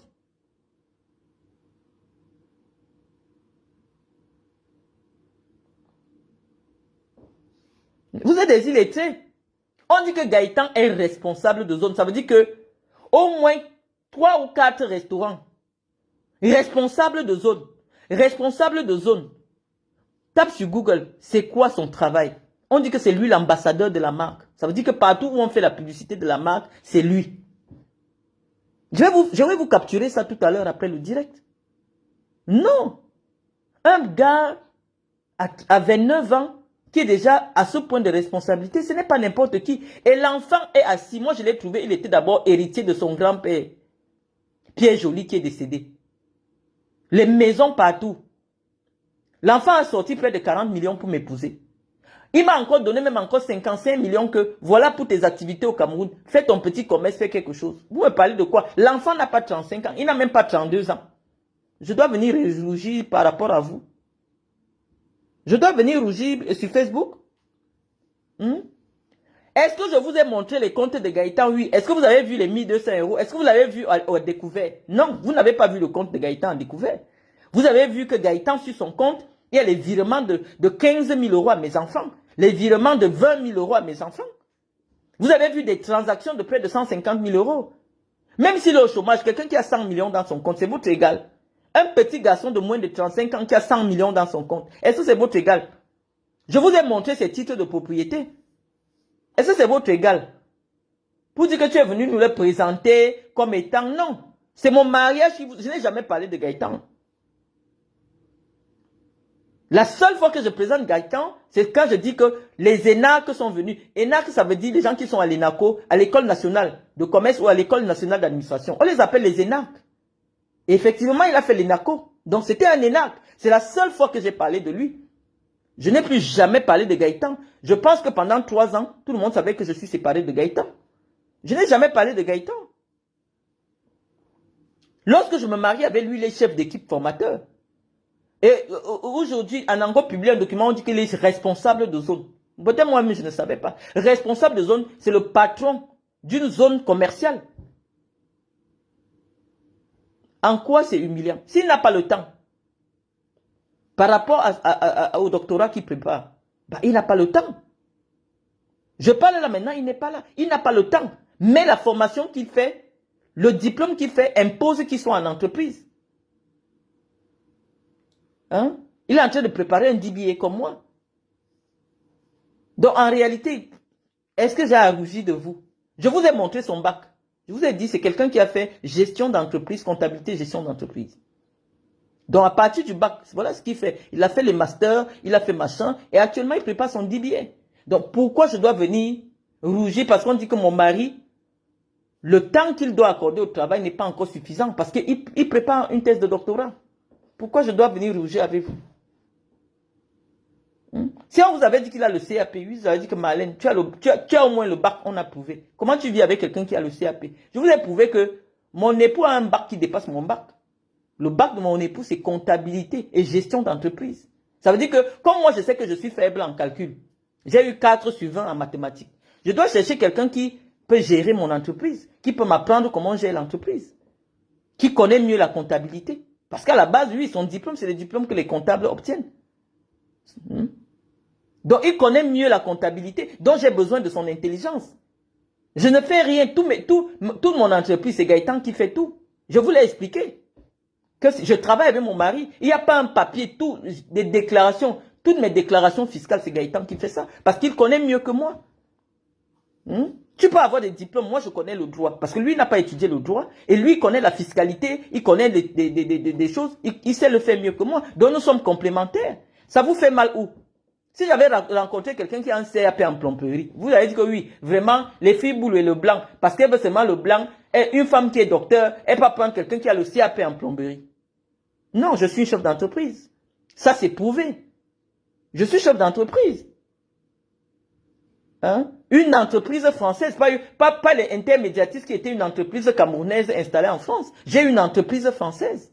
Les aides de l'Afrique, entreprise de presse. Et donc oui, j'ai besoin de quelqu'un qui maîtrise la gestion d'entreprise. J'ai besoin de lui. Moi, j'ai un bac A. J'ai une formation de juriste. Une formation de commercial. Mais le commercial, ce n'est pas lui qui gère l'entreprise. Le commercial vend l'entreprise, mais ce n'est pas lui qui gère l'entreprise. Et donc, j'ai besoin de quelqu'un qui sait gérer l'entreprise. Si j'avais les moyens, je pouvais dire, quand je vois même ce que ça rapporte mon entreprise, je pouvais dire à mon mari que non, je vais te mettre DG de mon entreprise, je te prends du 4 000 ou 5 000 euros. Non, nous avons nos raisons pour lesquelles nous ne nous mettons pas employés de notre propre entreprise. Nous avons nos raisons. Mais sinon, tout le monde peut avoir le chiffre d'affaires de mon entreprise et savoir que, oui, ce que nous déclarons en termes de chiffre d'affaires est suffisant pour mener la vie qui vous fait mal. Hein? Rien n'est caché en France. Quand je te donne le nom de mon entreprise, tu peux avoir mon chiffre d'affaires. Et tu sais si oui ou non, je peux porter un sac Chanel. Mais la législation en France dit que tu peux avoir ta propre société, mais tu n'es pas employé de ta société. Vous ne savez rien. Et tu peux avoir ta société qui vaut peut-être 5 millions d'euros, mais tu déclares que tu vas gagner 1 000 euros dans ta société pour ne pas payer. Bon, je n'ai pas le droit de vous enseigner ça, mais ce n'est pour ne même pas payer l'impôt sur le revenu. Il y a des gens qui ont des entreprises qui valent 50 millions d'euros, mais ils ne se mettent pas employés. Tu ne vas pas me dire que Bernard Arnault est employé du groupe LVMH? Non. Ce sont ses sociétés, mais il déclare de ne pas toucher un salaire. Parce que toucher un salaire veut dire payer les prestations sociales. Cotiser sa retraite à partir de ton entreprise. Mais ça ne veut pas dire que puisque tu as un salaire de 2 000 euros, ça veut dire que c'est avec 2 000 euros que tu vis. Non, pas du tout. Parce que tu peux décider que, par exemple là, je vous ai déjà montré ma carte de crédit des aides de l'Afrique. J'ai une visa business avec les aides de l'Afrique Gold. Ça veut dire que ma carte là, pour qu'on te donne le genre de carte là, tu dois avoir 8 500 euros de revenus par mois. Donc, moi, mes dépenses, la plupart de mes dépenses, je les fais pas sur mon compte personnel. Je fais avec le compte de ma société. Donc, tout ce que je veux payer, que ce soit mes vêtements, que ce soit mes sacs, je ne paye pas avec mon compte personnel. Parce que je ne veux pas que ma banquière voit que, hey, j'ai acheté un sac Chanel.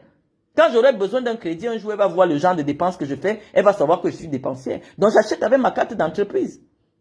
J'achète avec ma carte d'entreprise. Vous voulez que les gens viennent poser leur slip pour vous montrer. Est-ce qu'on a besoin de ça? Vous voyez même sur ma photo où je suis au Hilton, ma carte de crédit en or, c'est écrit les aides de l'Afrique. Et donc, c'est l'argent des aides de l'Afrique que je dépense. Si le but de la vie, c'est de pouvoir payer ses factures. Bah, moi, je paye les factures avec mon compte des aides de l'Afrique. Je n'ai pas besoin d'être salarié.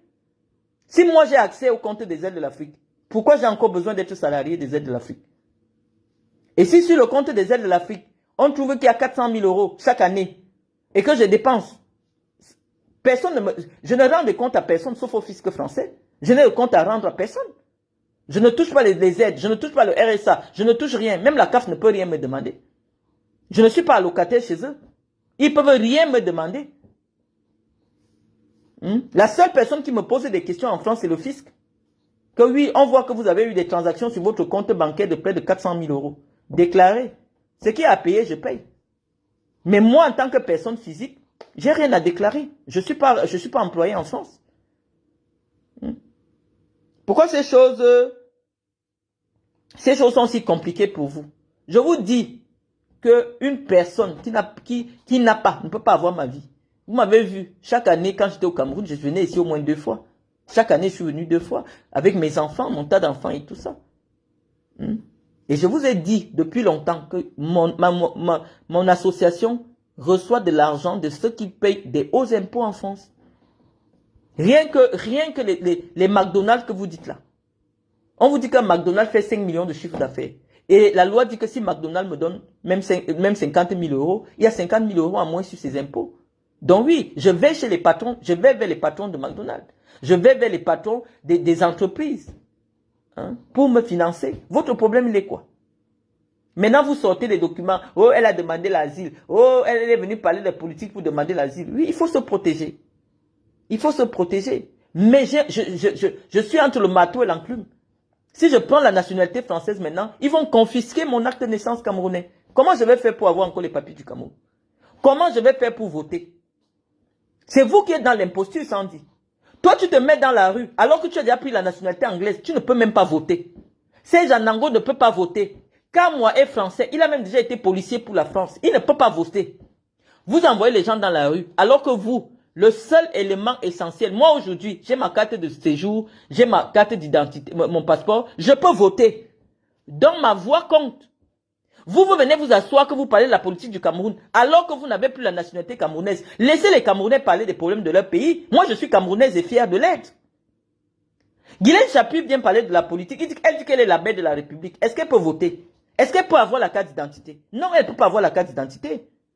Elle ne peut pas avoir la carte d'identité. Elle va voter comment? Quelqu'un peut, à la fin d'un processus de vote, se filmer alors qu'elle sait qu'elle ne peut pas voter. Pour voter au Cameroun, tu présentes ta carte de vote et ta carte d'identité. Elle peut monter une carte de vote, mais sa carte d'identité camerounaise est où? Donc arrêtez de jouer au chat de la souris. Nous sommes ici pour des raisons évidentes. Ma vie est en danger au Cameroun. Mais je suis venu, j'ai des maisons en France, tout le monde voit. J'ai des maisons en France, je ne vis pas chez quelqu'un. J'ai des maisons en France, j'ai une activité professionnelle en France.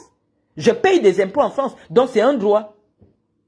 Je ne fais pas un petit boulot. Je suis chez moi, je finis de travailler, je signe les papiers, j'envoie quand il y a des expositions, je fais. En quoi vous me dépassez ou en quoi mon combat n'est pas noble?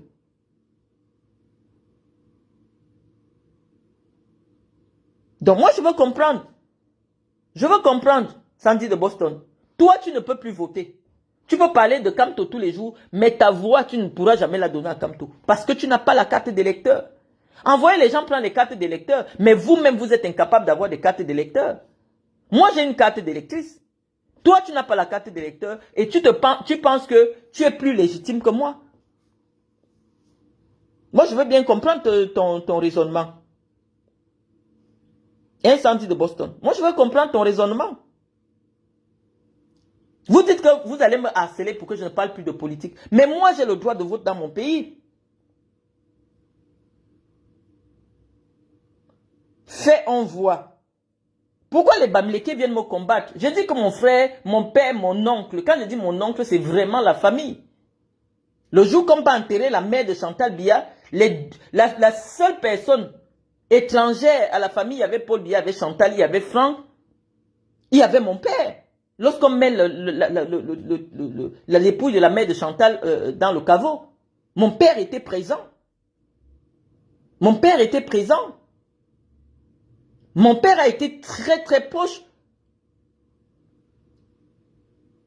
Que ce soit mon frère Serge a été très proche de Franck Biya. Si moi je me plains que je suis torturé dans le pays où mon père a servi, j'ai le droit de me plaindre.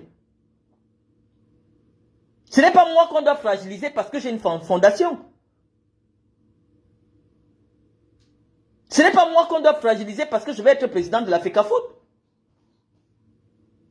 Même si j'ai fait quelque chose, on peut me permettre quand même de faire. Même si j'ai fait quoi? Il y a des manières. On est venu me porter publiquement devant la FECAFOOT. On m'a jeté dans la voiture de la police. Le jour de l'élection. Je sortais du bureau du Premier ministre Philemon Yang.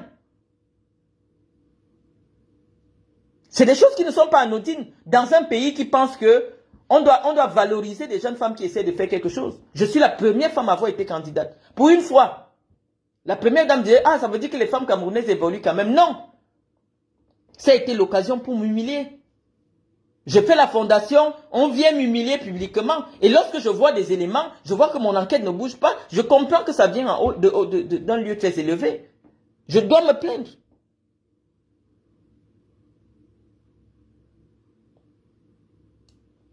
Raoul Stéphane, tant que tu ne me dis pas lequel ministre du Cameroun qui a un passeport français, ton histoire c'est du bidon. Aucun ministre camerounais ne peut avoir le passeport français et avoir sa carte d'identité camerounaise. Je vous dis que non, puisque la France confisque. La France confisque ton acte camerounais. Avec quoi tu peux faire la carte d'identité? Vos bêtises que vous racontez sur Internet pour salir, quel est le ministre camerounais qui a les papiers? La seule qui est ministre camerounaise, qui a un passeport camerounais français, c'est Ketia Koutez. Mais Ketia Koutez n'a pas la carte d'identité camerounaise. Ketia Koutez ne peut pas voter. Voilà donc des impostures. C'est-à-dire qu'elle a la nationalité française, elle sait très bien qu'au moment où elle a obtenu sa nationalité, les Français ont confisqué son acte. Avec quoi elle fait sa carte d'identité? Voilà la question que vous devez poser. Vous tous, vous avez demandé les nationalités ici. Vous avez vu que la France confisque systématiquement les actes de naissance originaux camerounais. À quel moment Ketia peut aller faire la carte d'identité? Donc elle est française en étant ministre. Et nous disons que c'est une imposture. Mais ça, vous ne pouvez pas combattre. Sandy de Boston, tu ne peux pas combattre Ketia parce que tu as déjà envoyé sa part. Ketia a la nationalité française. On peut dire que la femme garde la nationalité. Mais avec quoi? Puisqu'il faut un élément factuel qui est l'acte de naissance. Même si on dit que sur le plan du droit, toi tu peux garder ta nationalité. Mais ton acte de naissance original est confisqué. Toi tu obtiens la carte d'identité avec quoi? C'est à vous qu'on doit demander des comptes. Vous qui prétendez que vous pouvez avoir et le passeport camerounais et le passeport français, nous vous disons qu'à l'intérieur, il y a un document qui est faux. Puisque la France, au moment où tu constitues ton dossier, te demande l'original de ton acte. Et ne te le rend plus. Maintenant, quand tu peux faire ta carte d'identité camerounaise, tu fais avec quoi?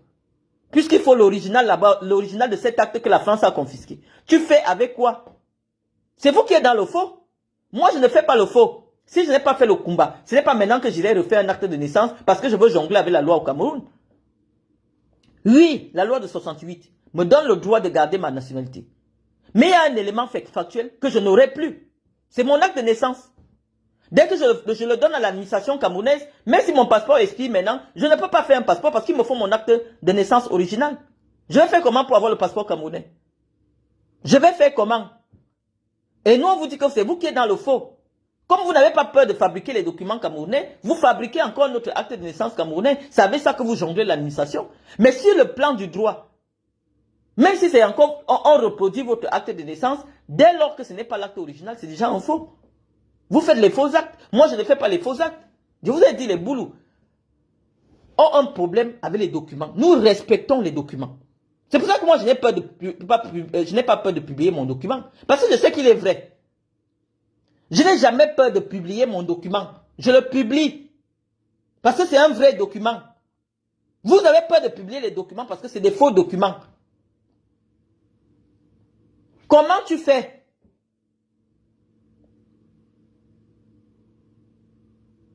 Tu te trompes, si tu es en demande d'asile, l'immigration bloque tous tes documents de ton pays d'origine, ils sont en droit. Toi, tu n'as jamais fait une demande d'asile. On ne bloque pas tes documents quand tu fais la demande d'asile, non. C'est lorsqu'on t'accorde le statut de réfugié qu'on bloque tous tes papiers. Moi, actuellement, je n'ai pas le statut de réfugié. La preuve que je n'ai même pas encore envoyé mon dossier est que mon passeport camerounais est encore ici. Je viens de vous le présenter. Je vous le représente. Dès que tu demandes l'asile, on confisque ton passeport camerounais. Donc, voici mon passeport. Voici mon passeport. Si j'avais déjà envoyé mon dossier d'asile, mon passeport serait dans mon dossier d'asile. Hein? Voilà mon visa avec lequel je suis venu. Je n'ai pas Beaux-Arts. Voici mon visa. Voici mon visa. On dit mon motif, c'est famille de Français. On n'a pas dit demandeur d'asile. Donc, à quel moment, moi je suis demandeur d'asile. Si j'avais envoyé le dossier, on te donne justement le papier que je vous ai montré pour envoyer tout le dossier à l'OFPRA. Or, l'OFPRA exige que tu leur remettes ton passeport camerounais. Voici mon passeport camerounais. Parce que dès que tu deviens réfugié, on te fait un passeport qui est souvent bleu. Moi, je n'ai pas envoyé. J'étais simplement allé signaler, mais je n'ai pas envoyé le dossier. Dans le dossier, mon passeport camerounais devait être dedans. Mais voici mon passeport. Donc, je n'ai pas envoyé le dossier de demandeur d'asile.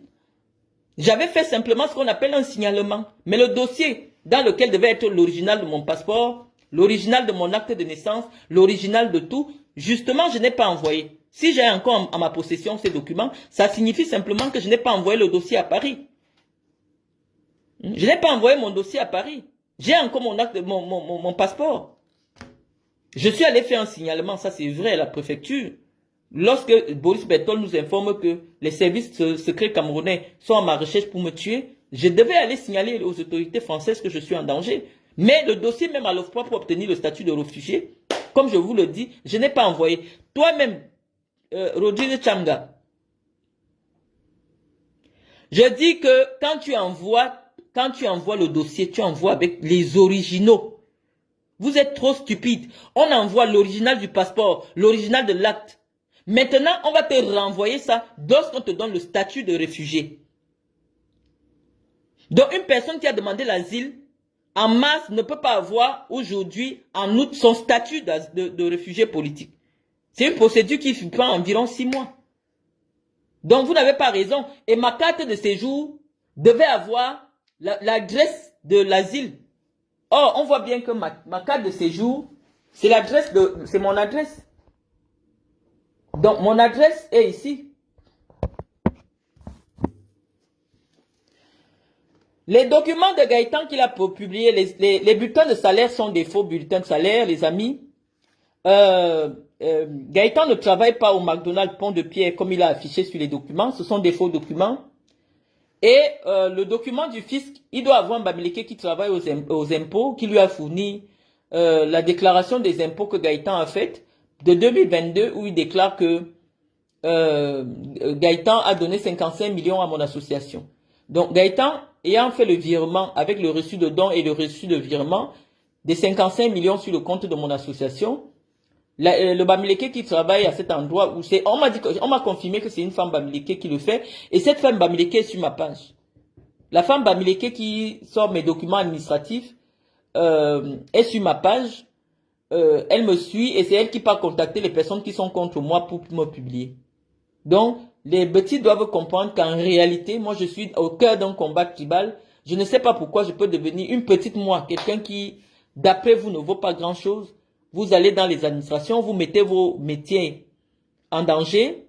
Moi j'ai dit, j'attends seulement de voir quelqu'un qui est en France publier mon document. Moi je fais directement je fais ce qu'on appelle, comment on appelle ça? Une plainte avec constitution de partie civile directement chez le juge de Loire-Atlantique. Donc, c'est tout ce que je demande aux gens. Donc, surtout si le document est faux. Sandy de Boston vous a dit que j'ai fait une demande d'asile en mars. Or, ma demande d'asile, c'était en février. Donc, son document est faux. Son document ne peut pas être vrai. Donc, moi, je vous ai présenté ce qu'il a présenté.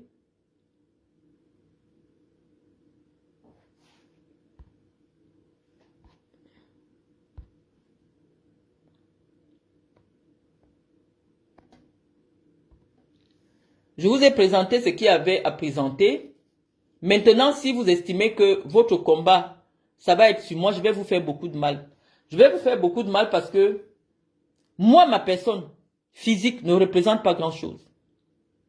Mais si vous continuez à déballer, c'est parce que vous avez vu que votre acharnement sur moi a réveillé le sentiment anti-bamileke. Et ce n'est pas contre vous que ça va peser. Tout ce que vous êtes en train de faire ici, c'est contre vos familles que vous avez laissées dans nos régions. Parce que oui, malheureusement, la transition politique au Cameroun sera sanglante. Elle sera difficile. Et c'est vous qui êtes installés partout parce que culturellement, vous aimez vous installer chez les gens. Moi, je suis venu en mariage. J'ai déjà signalé aux autorités françaises et je pense que je suis toujours en train d'attendre que quelqu'un dont je peux connaître l'adresse publie mon document. Ce que Sandy de Boston a fait maintenant, je vais l'envoyer à la préfecture de l'Ouest-Atlantique pour expliquer que si c'était le vrai document que j'ai, oui, j'allais me plaindre. Mais si elle publie un faux document, je n'ai pas besoin de me plaindre. J'attends que l'un de vous publie un seul vrai document qui me concerne. Parce que moi, je ne vais pas nier. Si vous posez un document qui me concerne, je vais venir montrer à mes internautes le vrai document et je vais aller en justice avec vous. Et je vous dis que même les moyens de banditisme, je les ai. J'ai les moyens du noir. Si je n'ai rien fait à quelqu'un, la personne me cherche. Même si il faut que j'investisse 15 000 euros pour faire coucher la personne. De jour comme de nuit, je vais faire parce que je ne vous ai rien fait. J'ai le droit de soutenir Ngongo. J'ai le droit de dire que Franck Biya peut être président du Cameroun. Mais celui qui me cherche, de jour comme de nuit, j'ai les moyens de ma politique. J'envoie 1 million à l'est du Cameroun avec le nom de la personne. La personne va me lâcher sur Facebook. Nous allons arriver à ce point-là parce que ce n'est plus du blogging. Lorsque tu viens exposer la vie de quelqu'un d'autre, sans dire de Boston, je ne te connais pas. Tu viens m'exposer à la vindicte populaire. Je ne t'ai jamais rien fait. Depuis que moi je suis sur Internet, tu me cherches, tu parles de moi. Tantôt tu veux être mon ami, tantôt tu me dénigres. Je ne t'ai jamais rien fait. Je n'ai jamais cherché à ce que toi et moi se parle inbox. Mais tu viens parler au nom de la base pour me persécuter. Moi je ne suis pas Paul Biya. Je n'ai jamais occupé un poste au Cameroun. Donc avec vous là, j'ai avec les moyens qui sont à ma disposition. Même dans le noir, on veut partir. Parce que moi je règle mes problèmes dans le noir. Je vous avertis d'abord. Moi je vous avertis d'abord. Je ne règle jamais mes problèmes comme ça. Quelqu'un qui me fait du mal alors que je n'ai rien fait. On finit, comme je vous ai expliqué, Guylaine Chapuis, qui a amené mon nom chez les marabouts. De la même manière aussi que Sandra S qui amène mon nom chez les marabouts. Sandra, qui derrière moi. Sandra S. Là où tu es parti donner mon nom, là, tu vas écoper derrière moi. Tu as souvent pris mes sacs à main pour aller faire les pratiques avec. Je t'ai averti publiquement. Continue.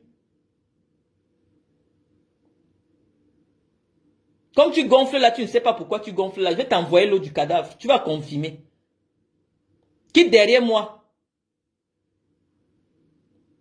Devant Dieu, mon père t'a présenté à moi comme étant son enfant. Tout mon argent que je t'ai toujours donné, c'est parce que je savais que tu es mon sang. Toi et moi, on a le même sang. Tu es parti chercher tes relations chez Chantal Biya. Tu as dit que tu ne connais plus Mendozé parce qu'il est en prison. C'est ton droit. Mais laisse mon nom tranquille. Laisse mon nom tranquille. Là où tu parles, là, le niveau là, parce que moi-même je suis là au niveau où chez qui toi tu parles. Moi je suis au niveau là où tu peux donner mon nom. Tu prends mes sacs à main. Une belle fille de Chantal Biya, même si c'est le faux, achète le faux sac, tu portes. Mais tu veux ce que moi j'ai déjà porté. Naïvement je te donnais. Mais je te dis que c'était pas naïvement. Et le jour que je décide que tu veux seulement le sac que moi j'ai déjà porté. Et maintenant, là, tu prends mon nom, tu amènes chez les marabouts, qu'il faut que je fasse l'accident. Qu'il faut que je meure. Tu n'as pas le niveau. Je viens t'avertir publiquement. Comme tu gonfles là, tu sautes, tu ne sais pas pourquoi tu gonfles là. On va t'envoyer l'eau du cadavre. Continue avec mon nom. Tu vas gonfler seulement comme tu gonfles là, que tout le monde te voit faire le sport, on ne sait même pas pourquoi tu gonfles. Tu vas gonfler comme ça, si tu ne laisses pas mon nom tranquille. Je ne te dois rien. Tu as voulu être la fille de l'enfant d'un président, soit la fille de l'enfant d'un président. Ça n'a jamais été mon combat.